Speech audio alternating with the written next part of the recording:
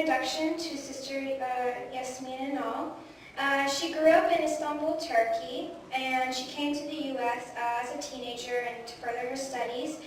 She got her degree in public relations and French, so she's a double major in Ohio University. She then started teaching as an English teacher in New York City. She loved it so much that she got her master's in applied linguistics at Columbia University. And then she also received an advanced certification in educational leadership from Harvard University. In 2009, she became a certified coach practitioner. She is also the founder and CEO of Amplify Your Dreams, where she empowers youth to turn their challenges into opportunities so that they can turn their dreams into reality. She's currently an English instructor at NC State University. And without further ado, if you guys can give her a warm welcome and applause.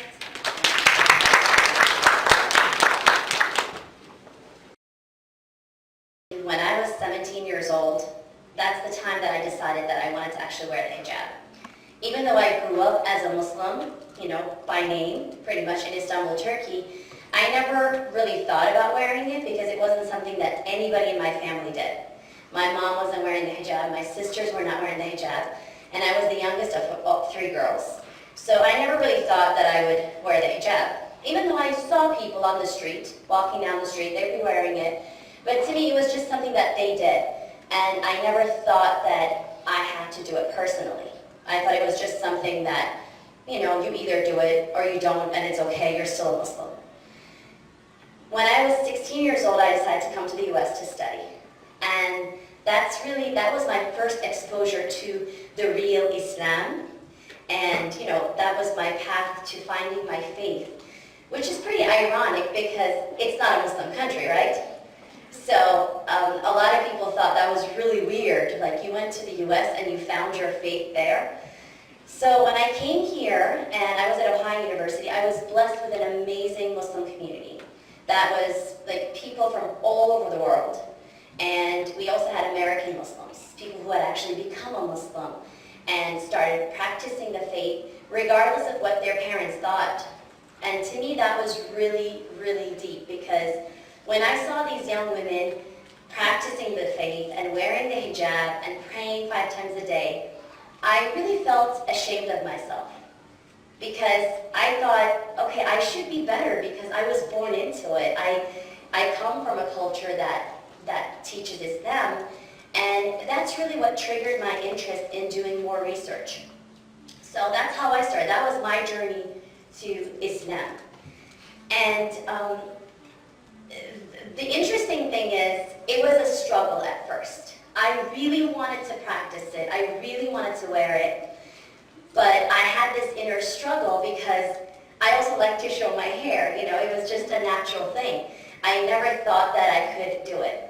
So I started practicing my faith, first of all, by just praying, which is mandatory, right? The 5 times a day. And that's something that was easy for me. I said, okay, I can do this. I can definitely pray, but I will never wear the hijab. That was my thinking. And also the fact that I was really into theater, that was my first major actually. I was a musical theater major.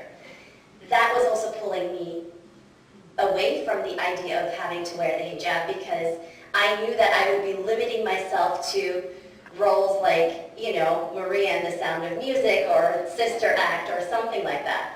And I didn't want to be limiting myself. So I decided at that time, okay, I'll just pray and I'll do my duties as a Muslim, but I'll still continue, and do what I have to do, like pursue my major and make it to Broadway.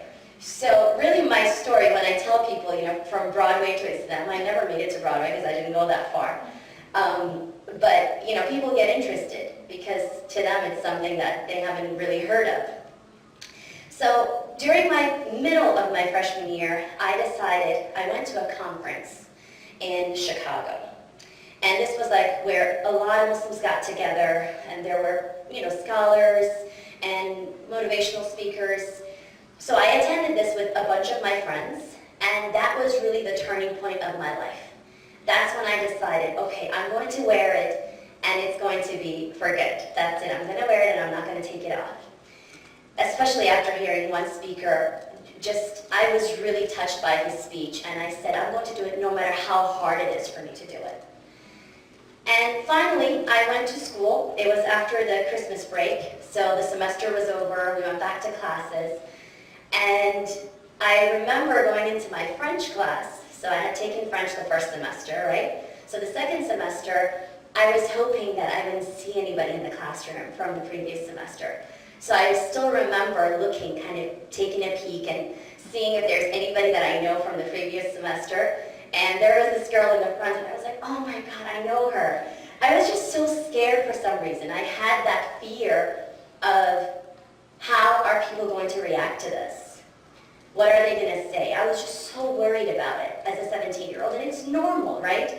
We feel that we don't want to stick out, we don't want to be the sore thumb. And I remember going into the class, and I pretended like I don't know anybody, and I'm just a new student, and I just sat in the front row, and my friend was like, hey Yasmin, how was your break? And I was like, oh man, she recognized me. I had the same face, obviously. I thought I looked different, and she didn't say anything about my scarf.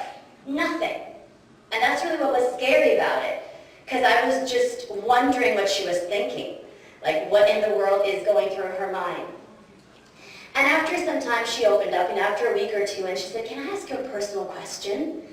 And then I got used to that question, because that's really a good conversation starter. When people want to ask you why you wear this, that's always the question. Can I ask you a personal question? And it's like, okay, I know what you're going to say. Just go ahead and ask me. So when she asked me that, I was really comforted, and I was very happy to share my journey with her. And she respected me. I was really blown away, but she was just like, this is great. I think you should do what you believe in. I'm really proud of you. And that gave me the strength to continue, because I needed that. I needed to hear from someone that it's okay to do something that you believe in, right? That reinforcement really helped me continue with my journey. That summer, I went back to Istanbul to visit my family. And that was probably the hardest summer I ever had in my life, because all my friends from high school refused to come and see me. They didn't want to go outside with me. They didn't really want to be seen with me. And if you don't understand the context of Istanbul, Turkey, especially in the 90s, like mid-90s, people were just scared of the idea of Turkey becoming an Islamic country. Because if you look at the history of Turkey, it started being secular in 1924, and after that, women were forced to take off their scarves, and eventually you were not allowed to wear it in any kind of governmental place until this year. This year, they just got back the law saying that women are allowed to practice their faith. They're allowed to wear their scarves in any kind of governmental place. So in a parliament or any kind of governmental job, they can actually wear their scarves. Up until now, many people used to go to work, take it off at the door, go to work, and then come back out and actually put it back on. Which is kind of different, right? Did anybody know that? Did you guys know that? No? Okay, all right. So that was my journey of coming into the whole idea of practicing my faith. And after that summer, I realized that it's so much easier for me to practice wearing the hijab in America than it was back in Turkey. And when I say that to people, they find that very amusing, because they never would think of that. But I think a lot of the Muslim girls would agree with me that it is somehow easier to wear it here, because democracy and everybody encourages you to practice what you believe in and stand up for what you believe in. And I think this is something that many of my Muslim friends would agree with. Now the hijab, the idea of hijab, what does it really represent? It represents a bunch of things, but really what it boils down to is one thing. It's submission to the will of God. That's really what it boils down to. People will tell you about modesty, yes. Respect, yes. All of those things are definitely a part of the hijab and what it represents. But the idea that you are really submitting yourself to the will of God. Because at the end of the day, it's a commandment in the Quran, which we will get into. And that's really the whole idea. If a girl is able to submit herself to the will of God, then she accepts to wear the hijab. So the whole idea comes in, can someone force it upon you? Not really, because if you're going to wear it because your father tells you to do so, or your husband tells you to do so, or anybody in your family tells you to do so, it's not going to be really accepted because it's not coming from your heart, right? So that's where we see that it's not something that you're supposed to do if it's being forced upon you. You're supposed to really be doing it willingly. Now, as we will explore, there are two places in the Quran where the hijab is mentioned. A lot of people, this is a controversial topic, but of course I have to mention it. A lot of people will say, well, hijab is not really addressed in the Quran. You know, you can't really find it. It doesn't really specifically say a woman has to wear it this way or that way. It's true that you can't find the specifications of how you're supposed to wear the hijab necessarily. It's not very clearly stated in the Quran. We find that in the sayings of our Prophet, peace be upon him, and which is called the hadith, right? So in that we find like that, for example, that you should wear something that's long enough to cover your body, something that's loose enough so it doesn't show your shape, something that's not transparent. So all of these are specified in the sayings and the teachings of the Prophet, peace be upon him. But the idea of hijab itself, as we're going to see in the next slide, is mentioned in, first of all, in Surah An-Nur, which is chapter 24, verse 31. And of course you can see it. Tell the believing women to lower their gaze and guard their modesty and not expose their adornment except that which necessarily appears thereof. Now I have to mention, before this particular verse, there is one that says, tell the believing men to lower their gaze and guard their modesty, and that is best for them. So first it tells the men. When I say this, a lot of people usually say, but guys don't have to wear hijab, right? No, they don't. But they have a sort of a hijab. For instance, Muslim men are not allowed to wear shorts, like really short shorts in public, like or at the beach. They have to cover between their navel and their knee. So that's a must, okay? Which is very different from the way a woman dresses. And you can understand that, I think. A woman has more to offer, okay? So guys are attractive, that's fine, but a woman has more to offer. So that's why the covering is a little bit different, okay?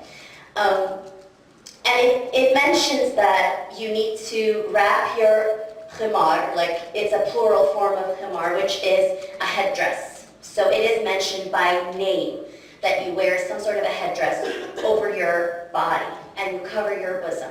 So this is pretty much the verse that really goes into the specification that it has to be worn.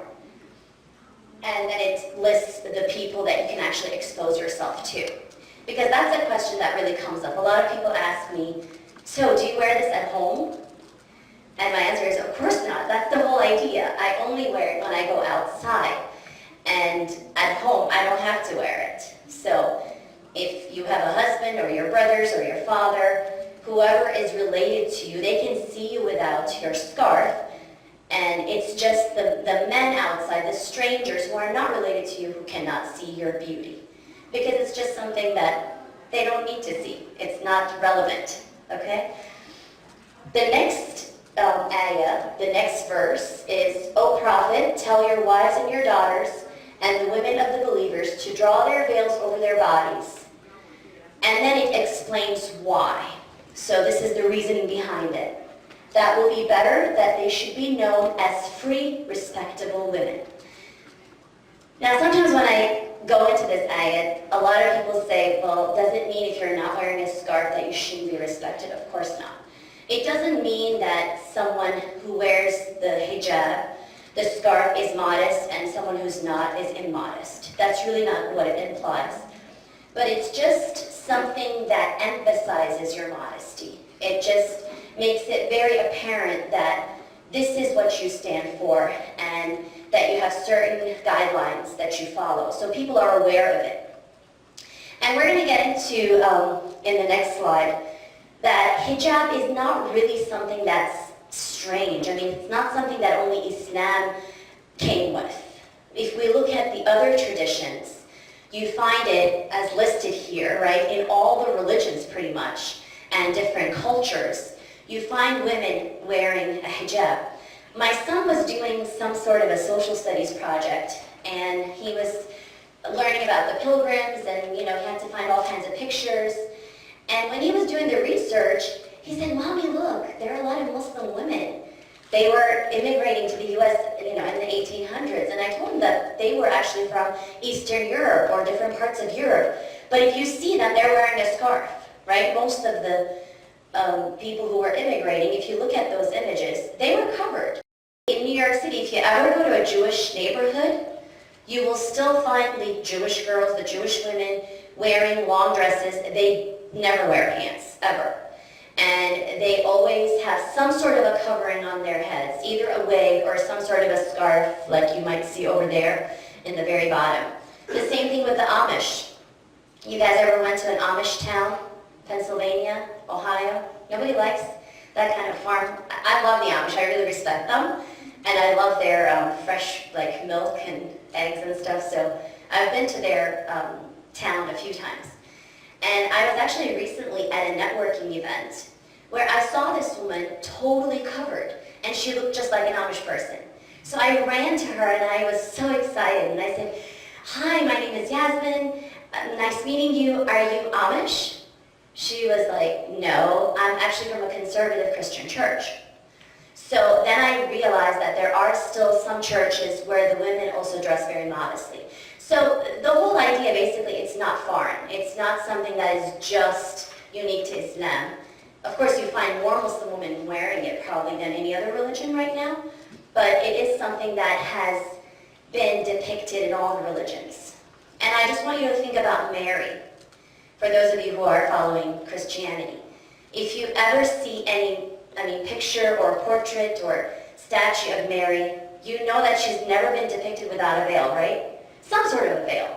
It might show some of her neck or some of her hair, but she still has some sort of covering on her head. So that also shows you that it was part of the other religions. I'm not going to get into the details of how Islam is an Abrahamic religion and how Christianity and Judaism have so much in common with it, because that's not the scope of this speech. But if you're ever interested, that's something that I would really encourage you to do research on if you have, a class or something that asks you to do that, or just for your own personal enjoyment. And you will really find there are more differences among these three religions. There are more similarities than there are differences. We usually focus on the differences, but it's amazing how there are so many more similarities.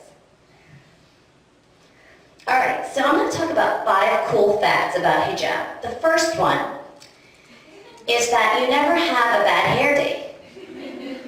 You don't. You have bad scarf days. You do. And some of you, I know that you've practiced wearing it today.